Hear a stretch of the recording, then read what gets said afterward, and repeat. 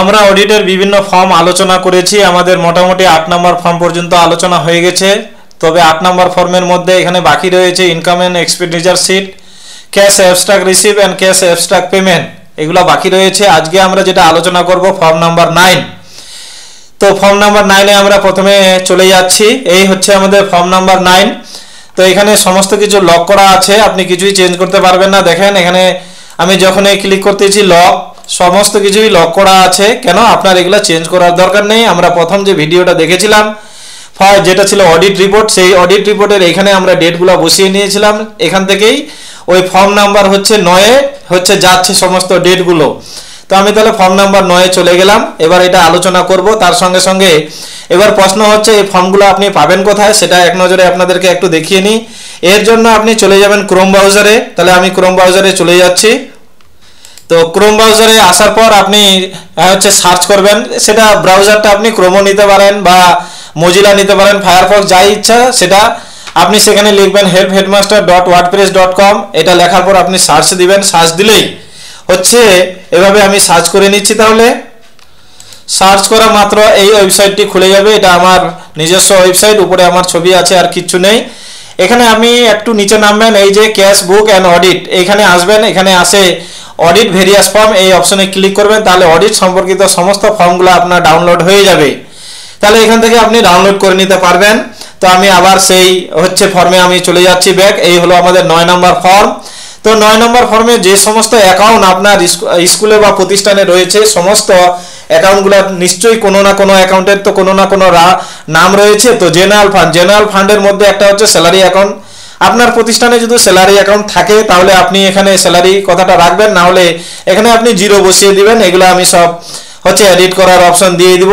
Miscellaneous fund বলতে আগে DME বা ডিএসসি, ডিএমই বলতে ডিরেক্টর অফ মাদ্রাসা এডুকেশন, যাদের স্কুল তাদের ক্ষেত্রে ডিরেক্টর অফ স্কুল এডুকেশন, কিংবা বোর্ড, সেখান থেকে আমাদের বিভিন্ন গ্রান্ট দিত। বিভিন্ন গ্রান্ট বলতে যেমন হচ্ছে বিল্ডিং গ্রান্ট দিত, তারপরে হচ্ছে লাইব্রেরি গ্রান্ট দিত, সেই সমস্ত বিভিন্ন রকম গ্রান্ট দিত। সেটাই হলো মিসলেনিয়াস ফান্ড বা জেনারেল ফান্ডও বলা হয় অনেক সময় সেটাকে। তো সেটা লিখে নেবেন। ডেভেলপমেন্ট ফান্ড বা ছাত্র ভর্তির বা বিভিন্ন কারণের জন্য ছাত্রদের কাছ থেকে যে বিভিন্ন ফিস হচ্ছে আদায় করা হয়, সেই ফিস যে অ্যাকাউন্টে থাকে সেটাকেই বলা হয় ডেভেলপমেন্ট ফান্ড। আর একটা হলো এসএসএম ফান্ড। এখানে সাধারণত এখন বর্তমান দিনে শুধুমাত্র কম্পোজিটের টাকা ঢুকে, আর অন্য কোনো টাকা ঢুকে না। তারপরে হলো একটা প্রভিডেন্ট ফান্ড, যেটাকে আমরা পিএফ বলি সংক্ষেপে। রিজার্ভ ফান্ড, এটা হলো হায়ার সেকেন্ডারির জন্য। যে সমস্ত প্রতিষ্ঠানে হায়ার সেকেন্ডারি রয়েছে তাদের একটা রিজার্ভ ফান্ড বলে অ্যাকাউন্ট খুলে রাখতে হয়। সেখানে মিনিমাম 10,000 টাকা ফিক্সড রাখতে হয়। সেটা আপনি তুলতেও পারবেন না, সেখানে সেই অ্যাকাউন্টে কিছু জমাও করতে পারবেন না।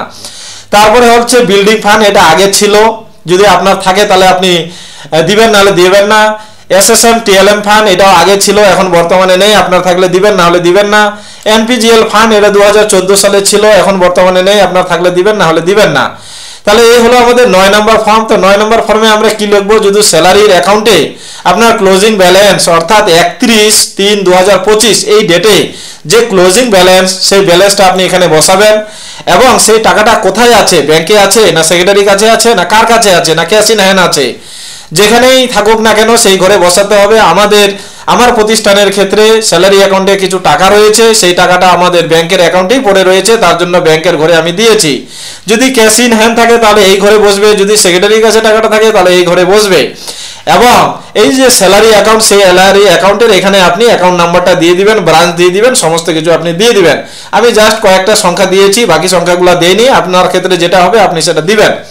এবার চলে আসলো ডেভেলপমেন্ট ফান্ড। ডেভেলপমেন্ট ফান্ডের হচ্ছে 31/3/2025 যেটা ক্লোজিং ব্যালেন্স আপনি 8 নম্বর ফর্মে করে রেখেছেন। দেখেন ডেভেলপমেন্ট ফান্ডে আমরা ক্লোজিং ব্যালেন্সটা এখানে লিখে রেখেছিলাম কত, যে 22,67,39, অর্থাৎ 2,26,739। এই অ্যামাউন্টটাই কিন্তু এখানে এসেছে। দেখেন 2,26,739 টাকা, এটা বসালাম। এই টাকাটা কোথায় আছে? ব্যাংকে আছে, তার জন্য আমি এই ব্যাংকের ঘরে অ্যামাউন্টটা দিয়েছি। এবং ডেভেলপমেন্ট ফান্ড যে অ্যাকাউন্ট, সেই অ্যাকাউন্ট নাম্বারটা এখানে আপনি দিয়ে দিবেন, ব্রাঞ্চ দিয়ে দিবেন, এবং সেটা কোন ব্যাংক সেটাও দিয়ে দিবেন। এইভাবে আপনি প্রত্যেকটা ফান্ড বসিয়ে নেবেন। ক্লোজিং ব্যালেন্সগুলো অবশ্যই প্রভিডেন্ট ফান্ডটাও বসাবেন। আপনি সমস্ত কিছু 8 নম্বর ফর্মে পেয়ে যাবেন। এই যে 8 নম্বর ফর্মে সমস্ত কিছু আপনি পেয়ে যাবেন। এখান থেকে আপনি সেখানে আমার ফর্মুলা এখানে সেট করা আছে, অটোমেটিক্যালি চলে যাবে। আর না হলে আপনি দেখে বসাতে পারেন। আপনার প্রভিডেন্ট ফান্ড বা পিএফ এর হচ্ছে সেইভাবে বসিয়ে নেবেন এবং পিএফ এর যা কোড আপনার ক্ষেত্রে যেটা হবে সেটা দিবেন। আমার ক্ষেত্রে আমি হচ্ছে বসিয়ে নিলাম। একইভাবে সমস্ত অ্যাকাউন্টগুলো কমপ্লিট করবেন। এবার নিচে দেখেন একটু কি লেখা আছে, if the amount of unspent balance with the secretary exceed হচ্ছে 100 a note starting reason therefore is to be appended here. অর্থাৎ সেক্রেটারি বা হেডমাস্টার যার কাছে হোক না কেন যদি 100 টাকা বা তার বেশি থাকে, 100 টাকার যদি বেশি থাকে তাহলে কেন 100 টাকার বেশি রয়েছে সেই কারণটা উল্লেখ করে এই অডিট ফর্মের সঙ্গে আপনাকে অ্যাটাচ করে রাখতে হবে। এবং তারপর কি বলেছে, the headmaster and the secretary shall jointly give a certificate stating reason. এবং হেডমাস্টার আর হচ্ছে সেক্রেটারি দুইজনেই মিলে হচ্ছে কেন 100 টাকার বেশি রয়েছে সেই কারণটা দর্শিয়ে এখানে সার্টিফিকেটটা অ্যাটাচ করে দিতে হবে। তো এই ছিল আজকে আমাদের 9 নম্বর ফর্ম সম্পর্কে বিস্তারিত আলোচনা। এরপরেও যদি অডিটের এই 9 নম্বর ফর্ম সম্পর্কে আপনাদের বুঝতে কোথাও অসুবিধা হয় আপনারা অবশ্যই আমাকে জানাবেন, আমি চেষ্টা করব যথাসাধ্য উত্তর দেওয়ার জন্য।